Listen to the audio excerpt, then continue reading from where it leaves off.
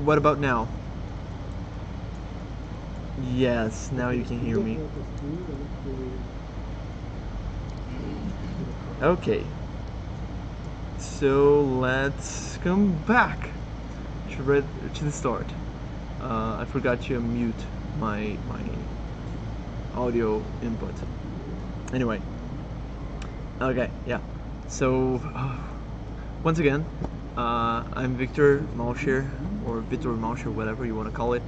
I work at Behold Studios, if you don't know me yet, and I work as a community manager here and game designer and stuff like that.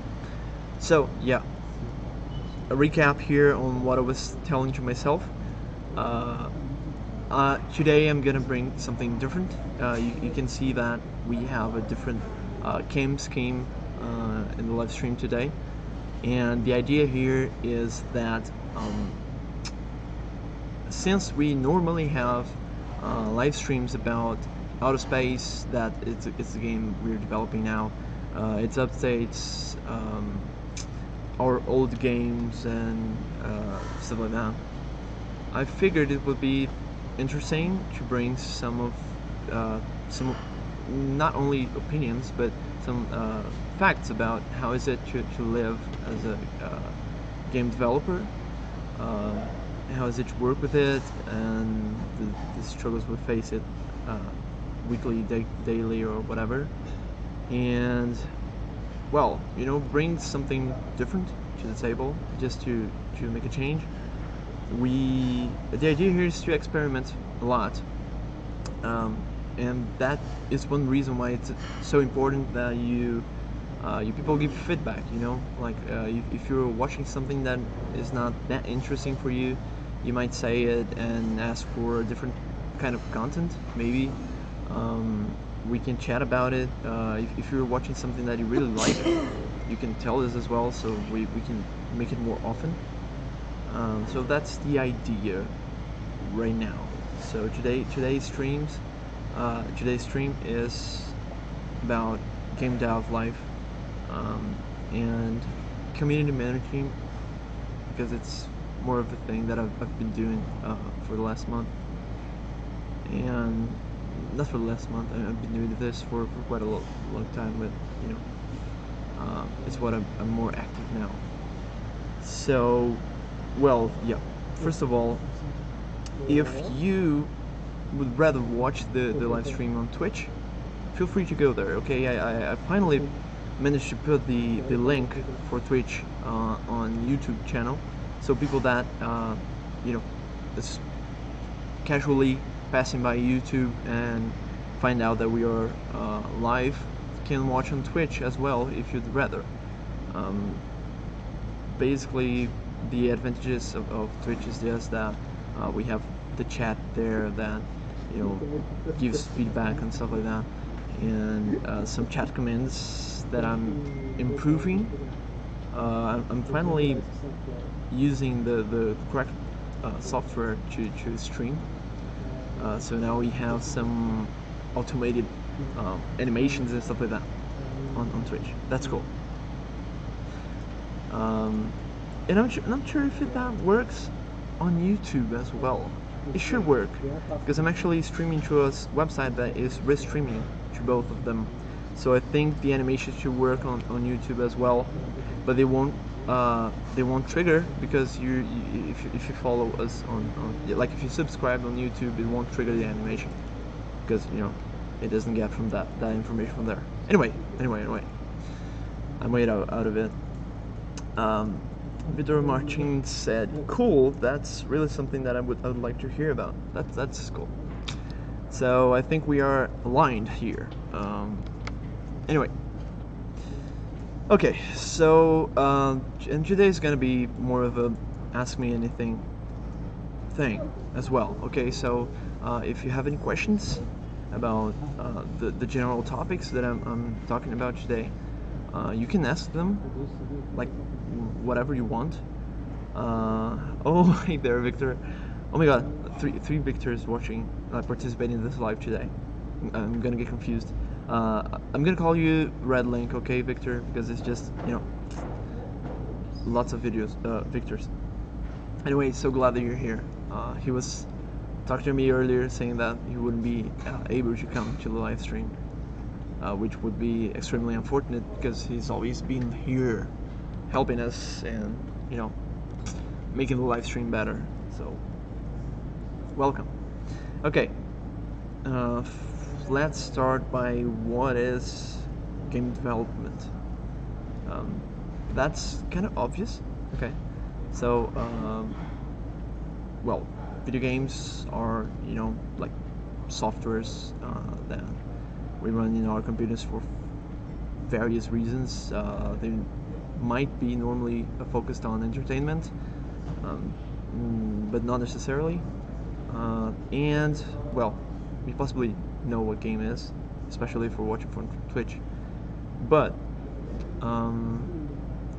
when you develop a game, it's not just you know, you just don't open a software and press a button like make game, and then instantly the game's there.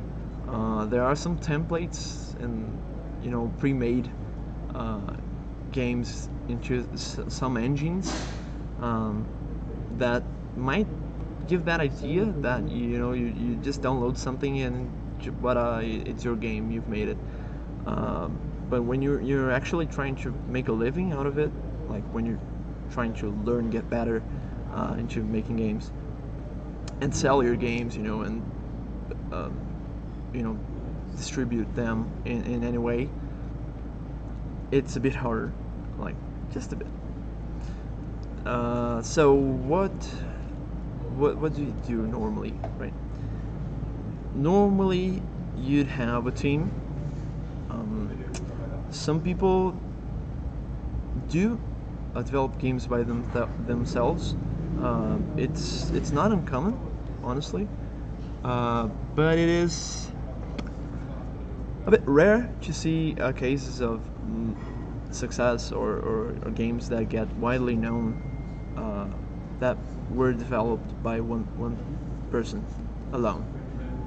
There are some cases that, you know, they at least they were marketed as being developed as by one person. Okay, if you have any examples, you can give them. But if I'm not mistaken, I think, for example, Minecraft was at least created by one person. I'm not sure if it was fully developed by one. But why is it hard to make a game by yourself? Pretty much because you have to be good at many things. Like when you're going to develop a game. Yeah, Stardew Valley. Was it one person?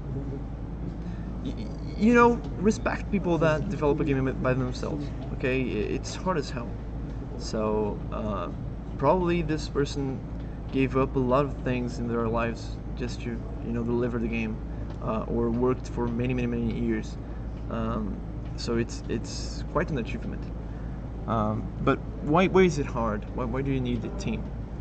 Because games that are, you know, different from any kind of media that had before, like they are interactive and they have multiple layers, like they have they are a mix of many areas, you know.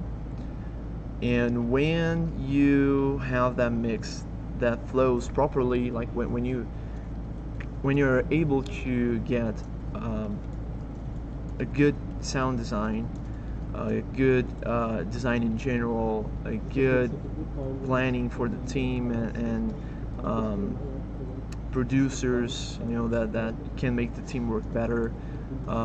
When you get good programmers and good art in general, you normally can sync them all up, you know, make them talk to each other and make something great out of it.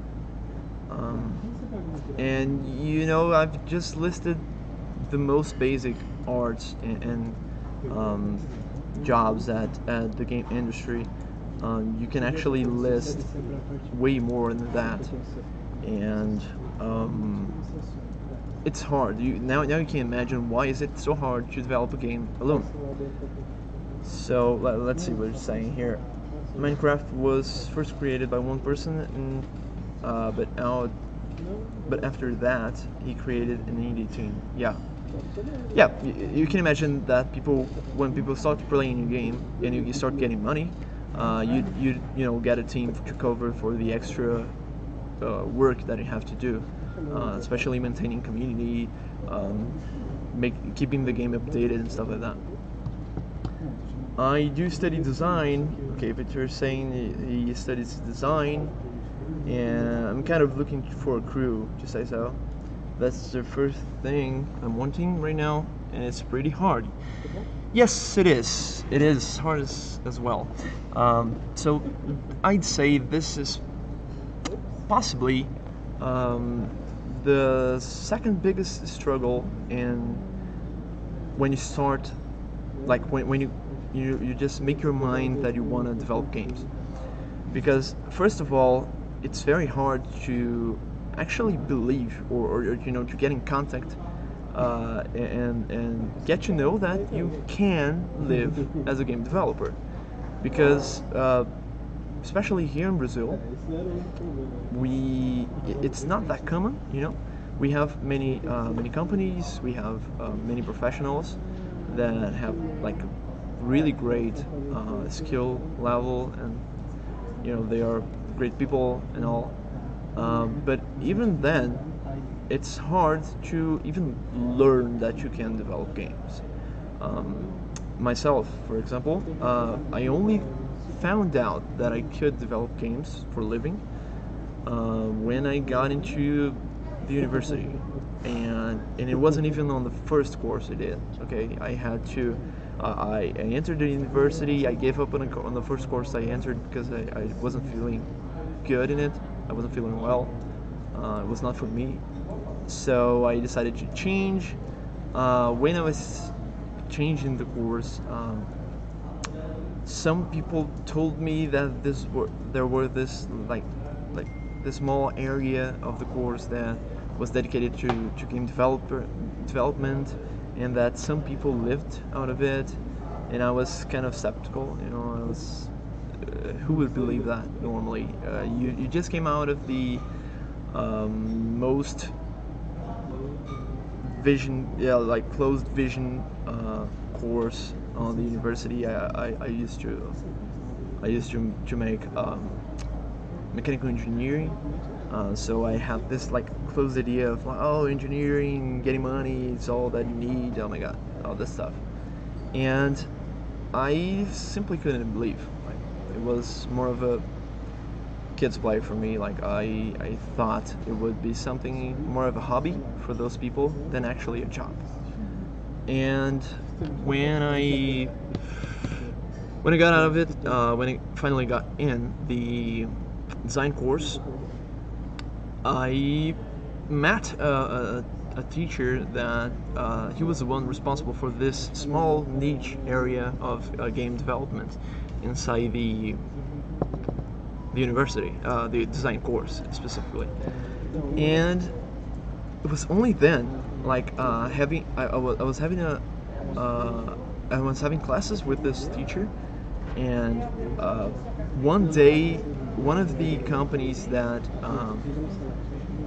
are settled here in Brasilia, the capital of Brazil, they came to the class and they gave us a talk about game development, like about their story and how is it, generally to develop games, and what they were developing now at that time, actually. And it's even a game that was just released, the Override game. Yeah. So it's pretty cool game. By the way, you should look into it. It's worthy. So yeah, they were developing that game back then.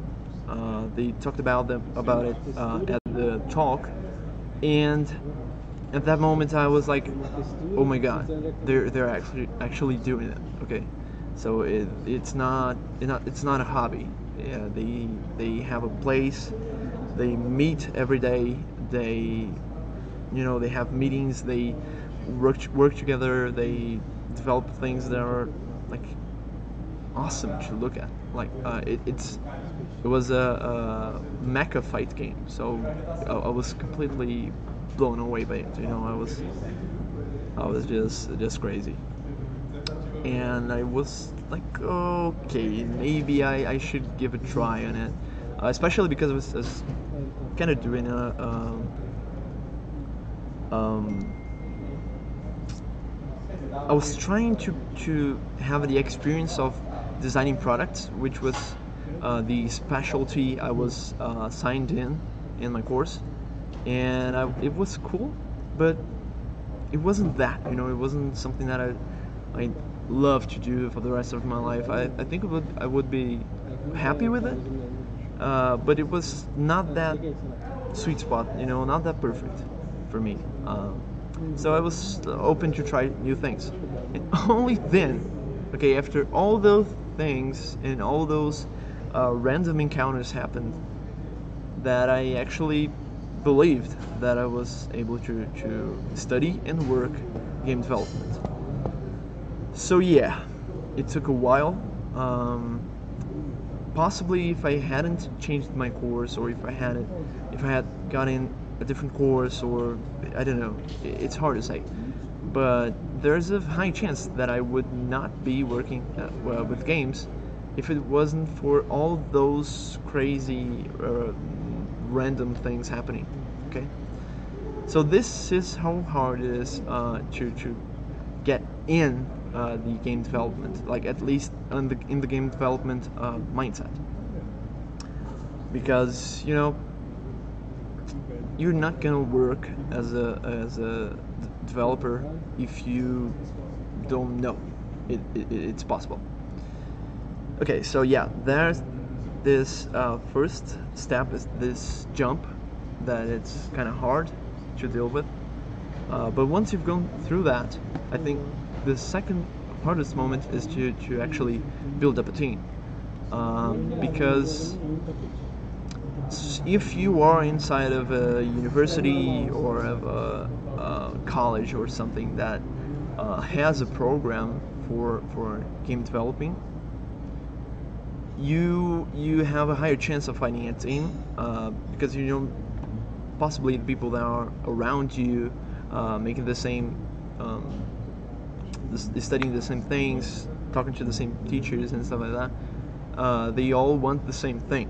They all want to develop games, and so it enhances the chance of you actually finding someone that fits with your will of developing games. And but even then, it's not as easy as it's thought, like as you'd think. For example, I firstly made a game. The first time I made a game was kind of a contracted game. I don't know. I had a teacher called me, said he was trying to teach students to program in a certain language, and he wanted to make that as a video game. And so he called me to be a game designer and artist for that game. And first I thought it would be a disaster, because it was like 30 programmers and just me as a game designer and artist. So I thought, I'm totally screwed. I'm gonna die this semester. But it actually wasn't. It was pushed, like was hard. But at the end of it, the game didn't actually get completed, and it was not because of me. Weirdly, even though I had to admit that I didn't do everything I wanted to do. I didn't have time for that. But even with me not delivering everything I wanted, the game still got like bottlenecked by the programming team. And it was not because it was short, like 30 people is a hell of a lot of programmers, and nor because they were capable. It was just that it was the first experience of them like developing a game, and many people just don't like that. And many gave up. And with a big team, if you have half of the team leaving, you're having a problem. And when you're talking about smaller teams, that is even worse, because if 2 people leave in a 5 people team, it's half of the team. It's just you're possibly not gonna be able to finish the project unless you call someone else to replace them. So Victor's saying here, I think that a mistake commonly made by people that want to work with games is that game dev is just like a big playground. Yeah, that's one thing. Many people think it's like super duper funny to make games. Like if they think it's as funny as playing, and it might be funny if you like it. Like if you have a call for it, if it's something that you really love, you're probably gonna enjoy the process of making games. But it's different. Okay, you're not having fun. You're not like with your hand relaxed. It's not like that. There are many important things that you have to make.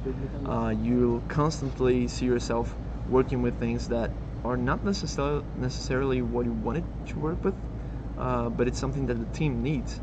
So you have to cover that one, because especially in smaller teams, people have to cover. We have to do to make everything that needs to be done, and we have to like do it all inside the team, because we don't want to expand to the infinite and not have money to pay anyone, and, or in cases that of companies that they don't pay themselves yet. You don't want to have a huge amount of people that are working without payment, and that will jump out of the project as soon as you start really rushing into development. Yeah, I do agree that if you honestly like making games, it's very funny and it's very interesting. At many moments, normally we see people that don't love what they do, and one of the good signs, one of the good things about that difficulty of finding a team and meeting people that actually work or want to work with games development is that those that work, they normally love it, because it's just not something that you go in because your mom told you to do, because it will give you money, or because you saw a talk at your school and you said, oh my god, that's so amazing. It's just not, it's normally things that you find out on the internet, or when you have those random events in your life, and when you try it out and stick to it, if you keep developing, it's probably because you love to do it, and that's awesome. Like, working with people that love what they're doing is amazing. It's just amazing. Having people like smiling and being friends and acting friendly all the time, that's awesome. That's just amazing. Okay, it's all fun until you find out you don't have an artist and you can't draw or pixel art. Okay, one thing about art, I'm thinking of having different episodes on this, like, kind of ask me anything type of videos with every member of Behold, like, eventually. Okay, so I think we will have a talk about art eventually. So I will not spoil many things, especially because it's been quite a while since I don't work with game art, and maybe I'm not the best person to talk about it. But one thing I know about art is that, especially drawing in general, is that practice is key. Like, honestly, there's no such thing as I don't know how to draw. Okay, it might be, but it's not like you don't know, you can't, and it's something possible that you will never achieve. Like in the worst case scenario, it's just something that you will have to work a little bit harder to get on the same spot that people that have like that tendency to like art or that have been drawing for their whole lives will get there. Um, so it's frequency, you know. Just keep on drawing, keep on trying out, experimenting new materials, experimenting new software and stuff like that, and you will eventually get good at it. Okay. Um, yeah, code is more of a learning thing, but it's also about practice. Okay, so if you can't, okay, create music is hard. It's really hard, not impossible, such as art. Okay, you have to learn a lot of things. Um, there are some videos on YouTube, I'm pretty sure, about how to get started with music, but it's normally like learning music itself, you know, how to play some instruments and how to play some songs and stuff like that. But code is actually pretty easy to learn the basics. Um, and code is also a thing that you have to practice. The more you code with others, the best you'll be on game development. And there are some game engines that doesn't like they barely require code. So just a short note here about game engines. So what is a game engine? You possibly know, but game engine is a software you use to develop a game.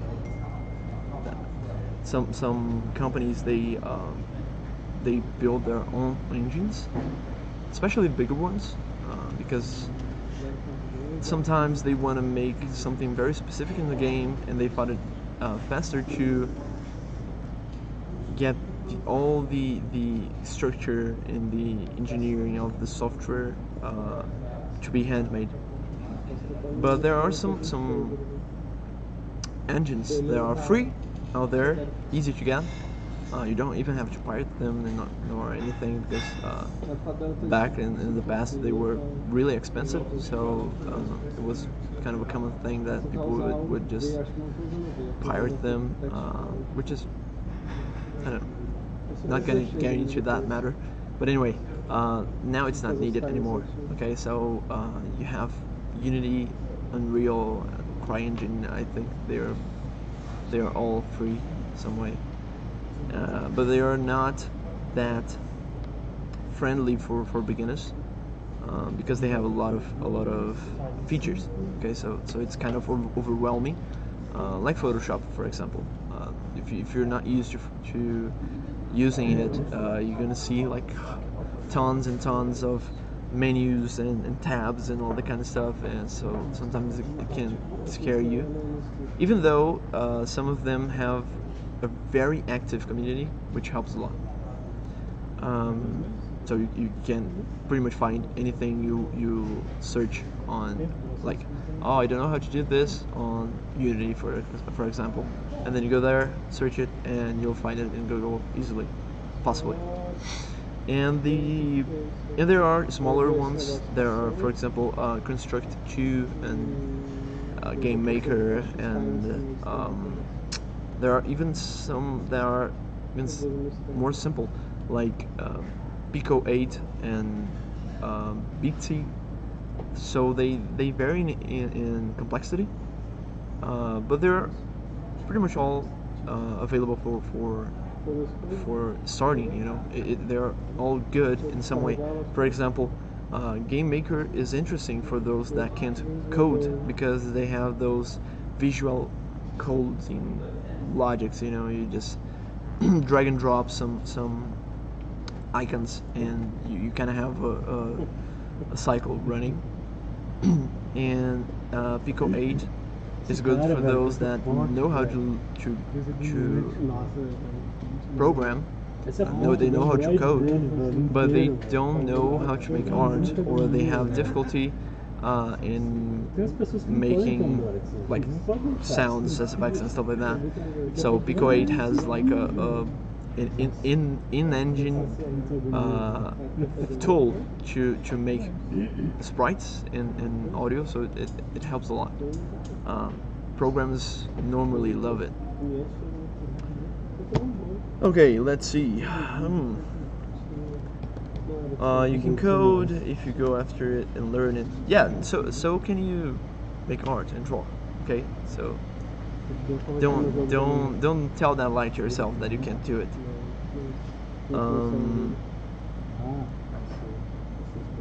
Yeah, the problem is that people don't think it's hard. Okay, it's all fun until you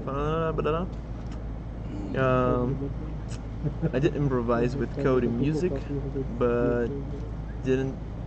But oh, okay. But I was not satisfied. No, it's okay. Especially if it's the first time you're doing it. Why would you be okay with it? You know, we normally have like those standards that are way too high. We normally play games that are highly polished, or even when they are indie.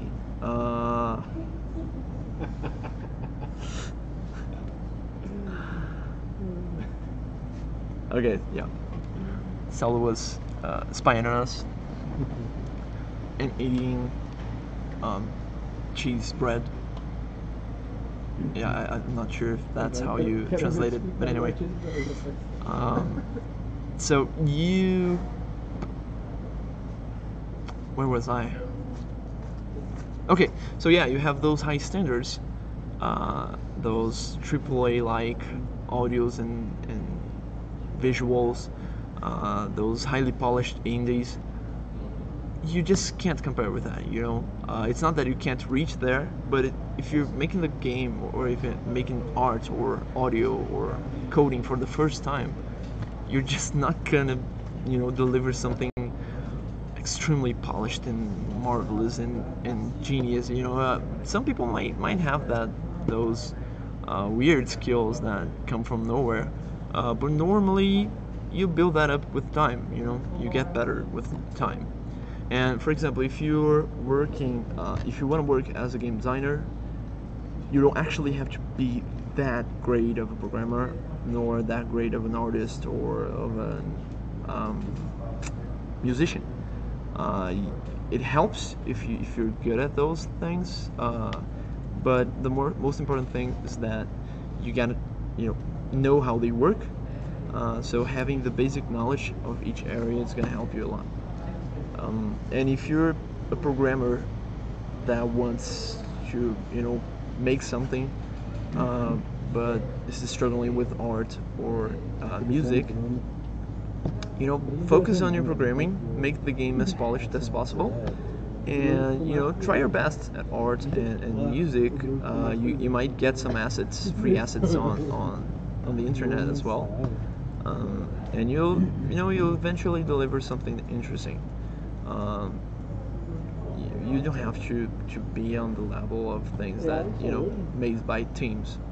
It's not that point you want to reach, not at the start at least. You gotta reach the point that you are able to finish the game, like to make a game and show it to people and possibly publish it somewhere. I started to like programming when I was 13 years old. Gave up just recently myself. You should give another chance. Yeah. Like I once said, if you don't know how to do something, just Google it. It's a great advice. Like honestly, I used to joke about it. Know how to do something today. Like you're literally some letters away from learning it all. Like you might not become an expert, but honestly, there are like there's so much great content on the internet about anything that you can't say you don't do something because I don't know how to do it, so it's impossible for me. You can only say that it's not a priority, that's understandable. And is my video, is the audio at least going? Did my video freeze as well? Yeah, I think my video froze. Let me try to cancel it. Yes, let me try to reset this somehow.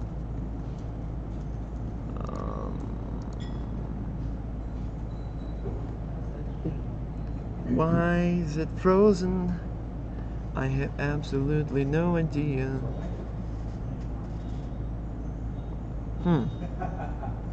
Okay. What? Minha expectativa estava alta e ainda assim foi melhor do que eu imaginava. Deactivate. Activate. Okay, we're back. No idea what happened, but anyway, we're back.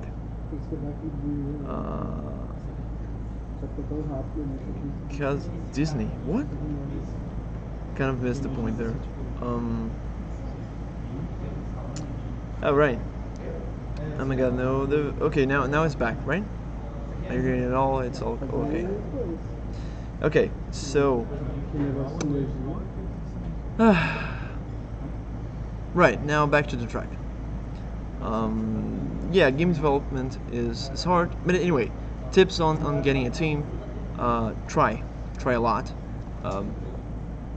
Bring people with projects, especially if you can like get a group and then choose the project with them. You know, don't try to show a game idea and say, hey, like, want to be a part of it?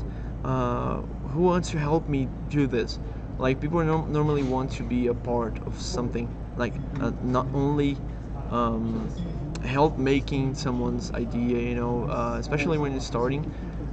Ownership, like the idea that you own the idea, that it's part of you, that you've made it since the start.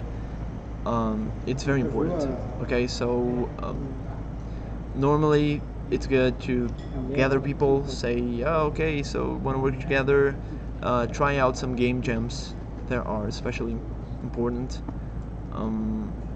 I'll possibly make a video about game jams in the future, because they are so freaking important that I might not have time here to stress that enough. Okay, so in the future, who knows, we might get a video on some of our game jams games, and talk about game jams in general, which, I don't know, some of you might be interested. Yes, and how is it to be community manager? So, community manager is kind of a weird title. So what do we normally see in companies in general? We see people that are responsible for the marketing of the company. Okay, so they pretty much deal with any kind of communication that the company have with the consumers, with the public in general. And what is the difference between those people's work and what I do? It was actually Salo that came up with that. Obviously, the title existed already, but he came out with that idea that Behold needed someone that could do the marketing things, not all of them, but at least most of them. So could talk to the community, could post things, read comments, answer some complaints, or maybe just, you know, people sending love letters and you answering them. So they wanted someone that was able to do all of those, Um, and in our special case, someone that would be open to eventually make a live stream, for example.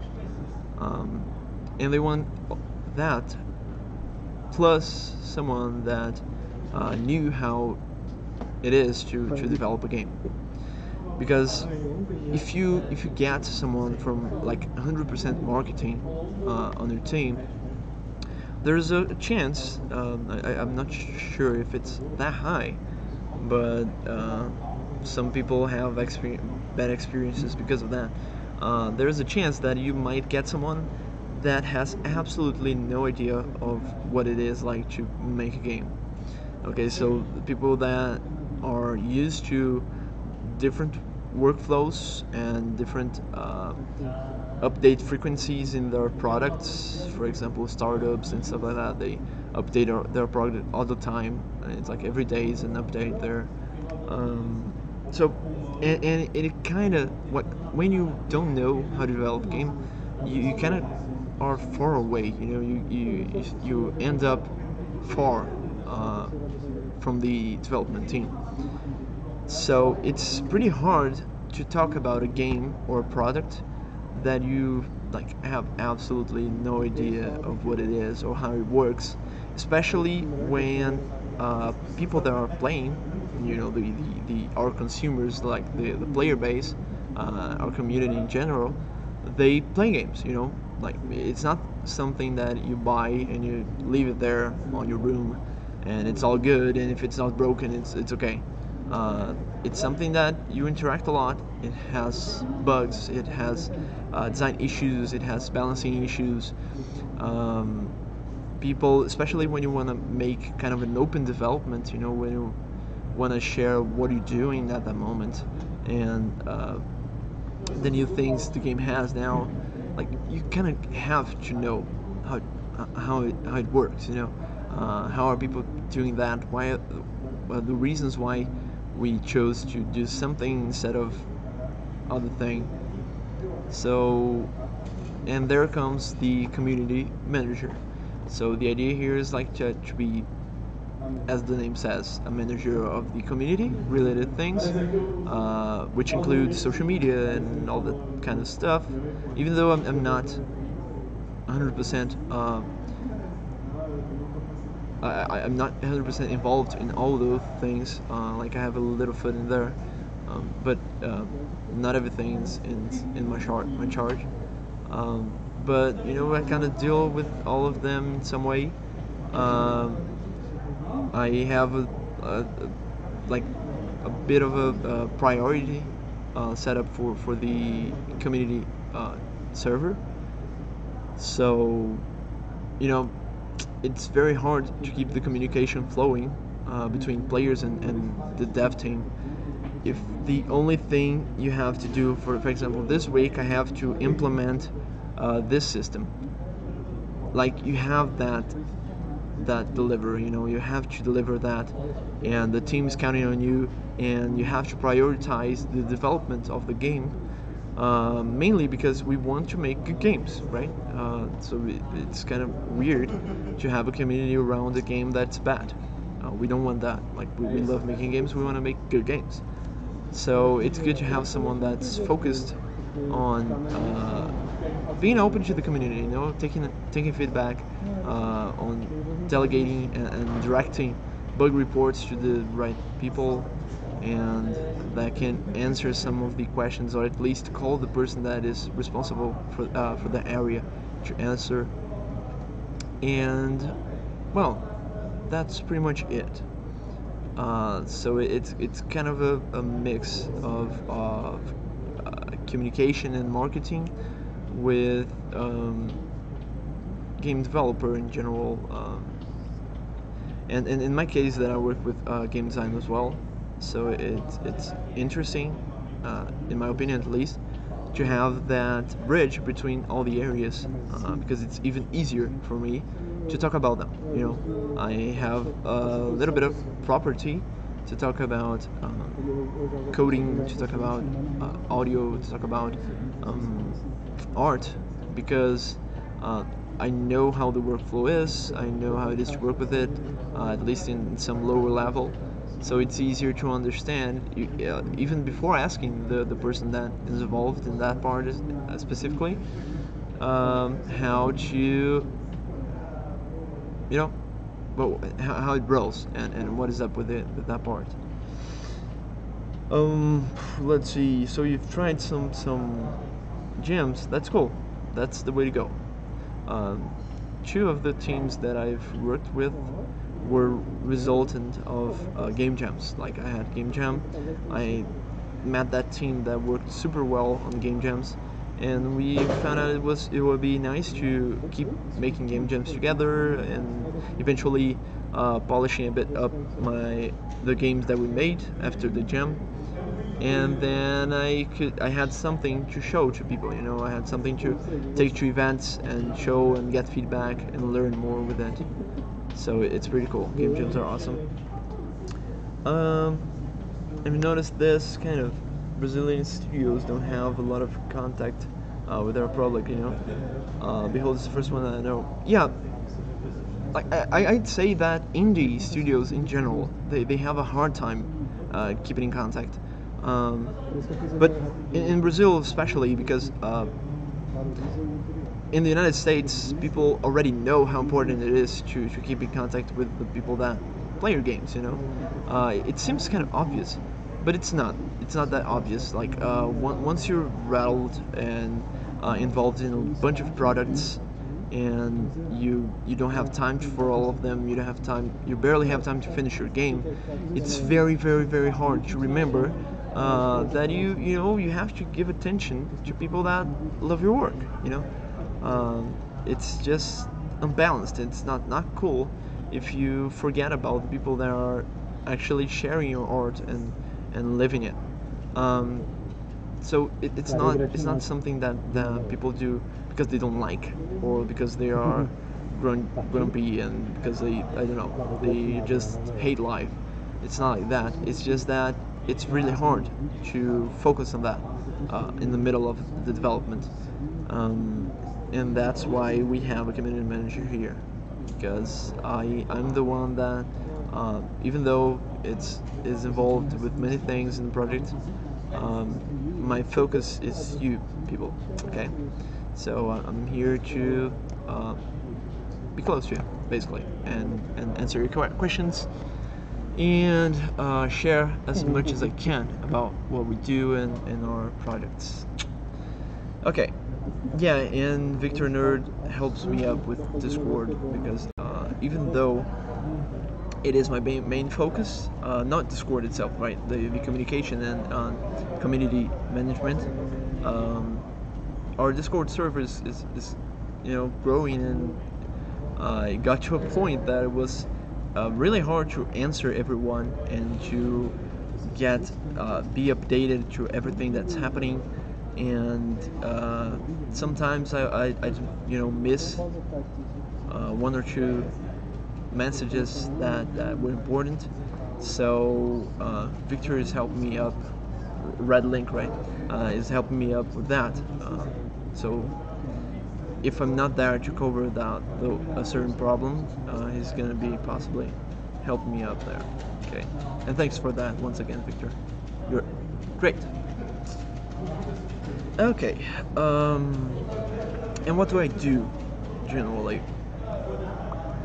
Normally my weeks, they might seem a bit boring, maybe, like because what I do is important for game development, but it's not game development itself, depending on your lenses, depending on how you see game development.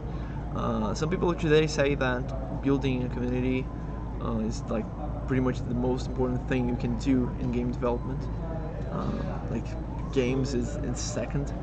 There are some people that do believe that, and say it's just impossible to live if you don't maintain a healthy and good community. But many people, they don't see that. Like especially those that are at the beginning of the game developer life. They think that developing a game is pretty much having something inside of it. Like it's writing a code for it, or composing something, or drawing something for it.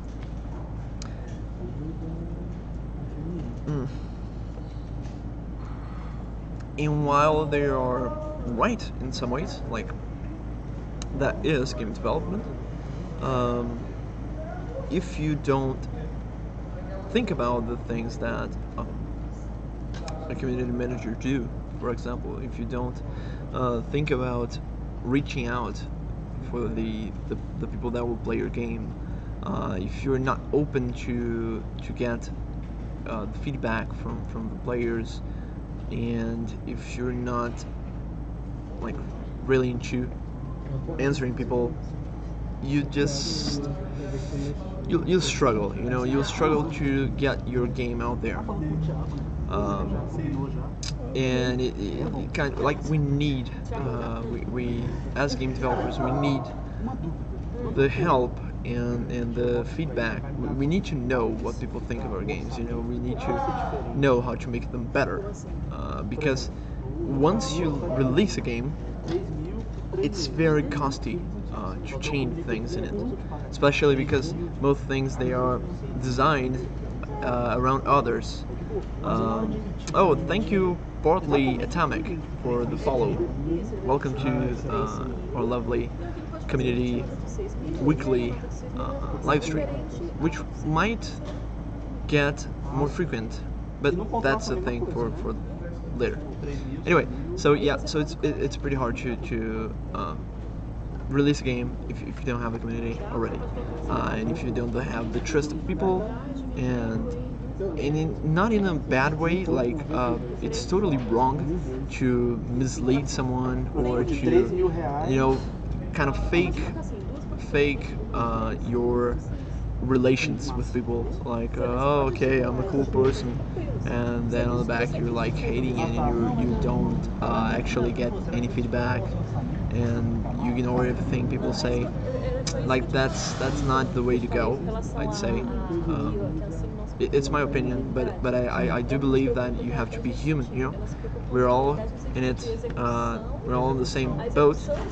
We all want better games. We all want that project, being it mine that I'm developing, or a game that you want to play.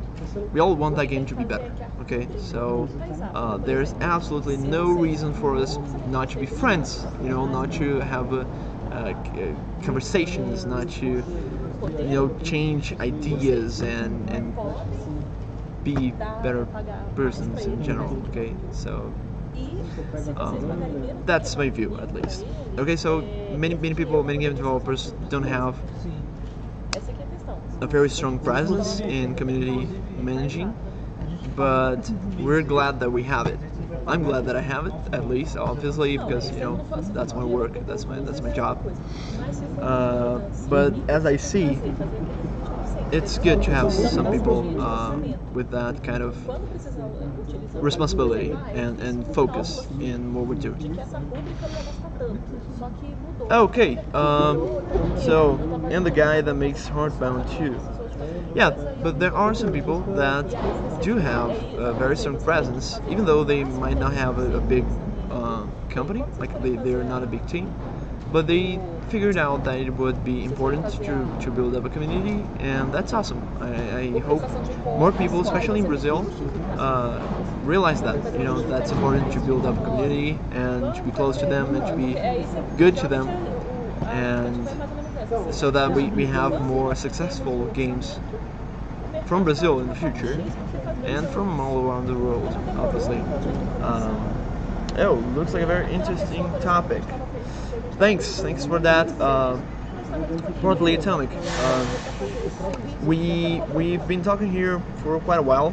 It didn't ask me anything, so feel free to ask. And if you have interest in that topic, specifically in this topic, you can go to our YouTube channel, in which every live stream is stored. I somehow managed to screw up the auto save for videos on Twitch. So I might be wrong, but I don't think we have any video on Twitch stored. But we do have on YouTube, so sorry for that. If you want to watch the start of the stream, it's there, okay? It's gonna be on YouTube. As soon as I finish this and the video uploads, it's gonna be there, okay? You just gotta look for Behold Studios on YouTube and you find it. Cool. Okay, so yeah, what? Let's see. Okay, and presence, community managing. Okay, and my routine is basically what you might expect, except some things. I actually spend a lot of time trying to learn how to stream, because I've never been a streamer. Like, I've started streaming here. There's barely 6 months I'm streaming. So, by the way, I'd like to hear what you guys think of it. Like, if I can improve something on the stream, on the way I say. I've already noticed that the audio is a bit poor. It's not that good. And we're fixing that. Like, we've bought the microphones, they're coming. Eventually we'll have better microphones that will isolate the background sound better. Well,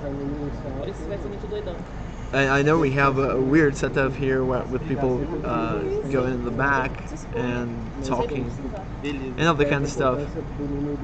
Yeah. That's something that we want to fix as well. I'd really like to have like a fixed setup in someplace quiet. We are at co-work. If you can see it, like there's a lot of people back there working. Okay, not that much, but anyway, there's people back there. There's people right on the side. It's a huge place with many people here working, and for some weird reason, we have a storage right next to us that, you know, every single day has a truck delivering something noisy there. So that's something that we're looking into to fix. Okay, maybe get a room, closed room. Who knows? Anyway, I'm working on it. But anyway, I thanks for the feedback, and I appreciate every feedback you get, because like you get me, because I'm actually learning how to do this. Okay, so anything is good. Okay, what else? Okay, so yeah, I spent a lot of time learning how to stream, like learning how to deal with all those softwares that help with the bot thing. You know, I don't know if you noticed, but this week we have the automatic animation for subscribers and followers and stuff like that, and with in-house made pixel art animations. So we got some of the animations we had for older games, especially Chrome Squad, and now we have those things that are completely customized. That's neat. It might not look like a huge thing, but I'm proud of it. Anyway, and I also constantly try to look for messages in every single communication platform we have. So Discord is pretty fluid and easy to follow. It's fun to talk to people there, so it's super natural and fun. That's the best part of it. And then there's the Facebook, Twitter, Instagram. And Instagram, I don't look that much. It's more of a solid thing. But anyway, we have Steam forums. We have some random forums out there in the internet. Sometimes I get into Reddit, but it's not as frequent. Anyway, so I some of my time is spent like looking for messages that people try to reach us in all those weird forums. And one of the ideas with the Discord is like just to put all those people together, because it's hard to keep on track of every single communication way we have, like communication platform. And that because I don't even look at the email.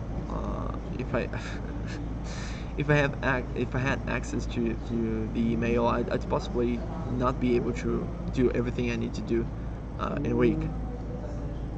So yeah, thanks all the members of Behold that helped me with that. They've always done this, so I'm kind of with time getting more and more into all those platforms. And can you unsubscribe and subscribe again to see it?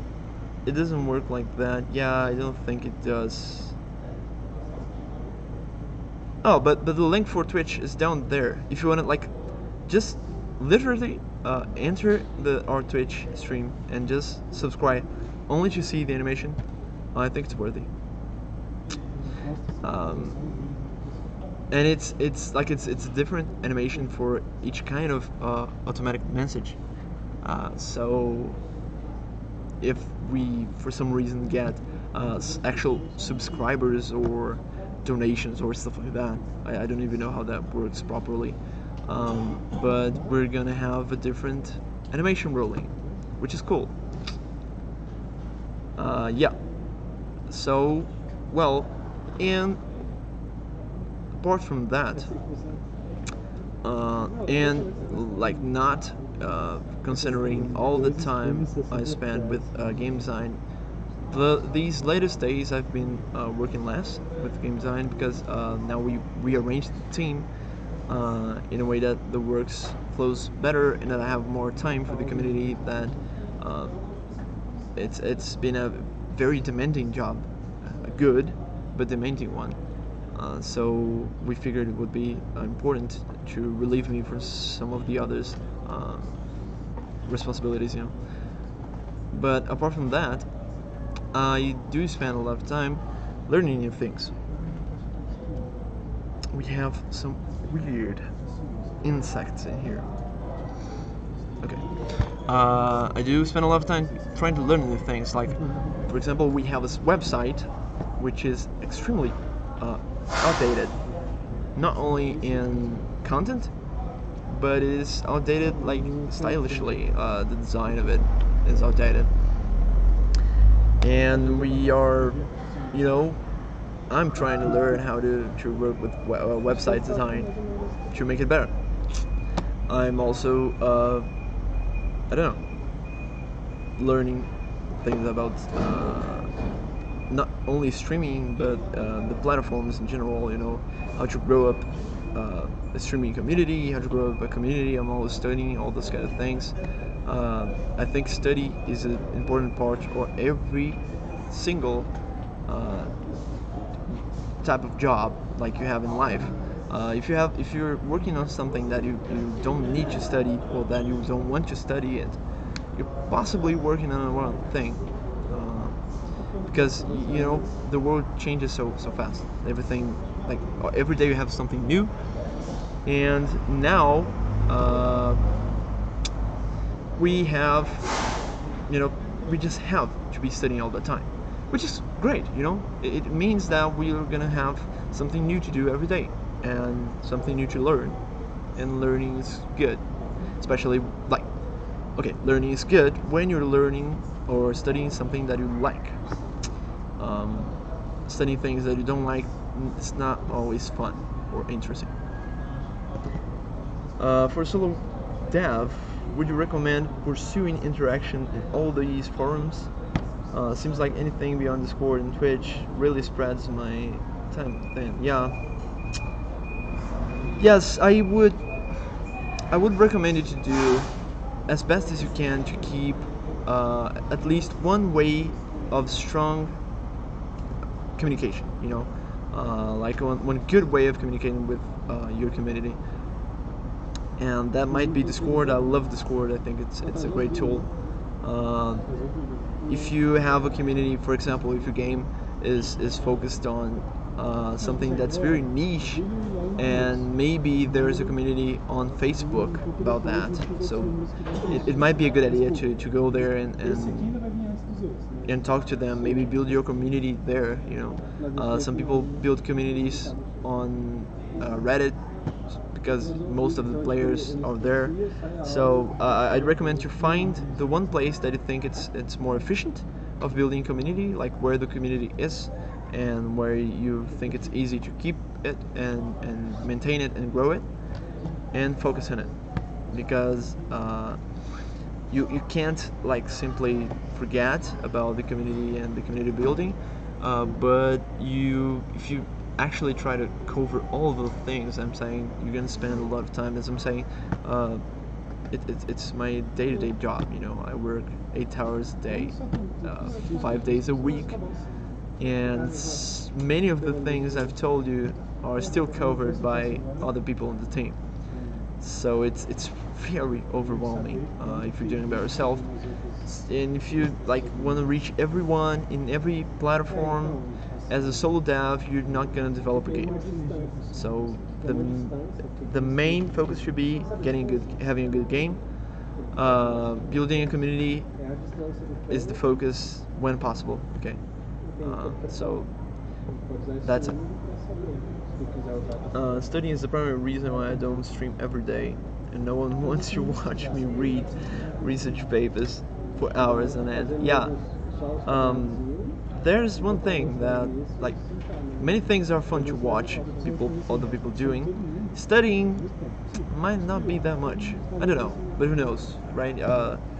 I remember that 5 years ago, I wouldn't believe that people liked, I couldn't understand why people liked to watch other people streaming, and nowadays I watch people streaming like all the time. So yeah, who knows? That's why I'm looking for a team, so I can worry and learn more about the Minecraft and let other people worry about theirs. Yeah, that's one thing that helps a lot with having a team. Okay, so just to make it clear, sometimes I'm answering questions from different places. If you can't read the question in your chat, it's possibly because this person is on Twitch or YouTube differently. Okay, so yeah, but that's one thing. When you have a team, you can like spread all those needs, all those areas of coverage with the team. So I also work in a smaller studio, and we have that experience there that we can't afford like one person to be dedicated to community management. So we kind of split between every developer the tasks with it, and it kind of works. Okay, it's hard sometimes. Sometimes it's hard to focus and to remember that you have to do those things, but it's possible. Okay. Yeah. Any other questions about like game development in general, or community management? Because I'm not an expert. Like I do have some living on both things, and I'm learning a lot every day. If you for some reason have a tip for me, just bring it on. I'm completely open to new things, and but yeah, that's what I could share. I think like that's what I know, what I could explain about those areas. There's actually a lot of things to talk about game development, like especially when it comes with developing in smaller, not smaller, okay, so in developing countries. So the struggles of it, how the daily routine is, on whether it is possible to work on mo- at home office or not. Uh, there are plenty of things to talk about. But if I started like covering all the game development things I know right now, I'd just be here for like 10 days straight. No, just kidding. But it would be a lot of time and maybe not as funny or interesting to everyone. So, well, if you don't have anything else to ask, I think it's my time to leave. But feel free to get in our Discord server. I'll even put the link here. Now I have a command. Let's see if it works. Discord. Hell yeah. Okay. So you can, join. What? Don't forget to join Discord. The link is broken. Lovely. But it's basically discord.gg/Behold Studios. Now it worked. So you feel free to get inside our community.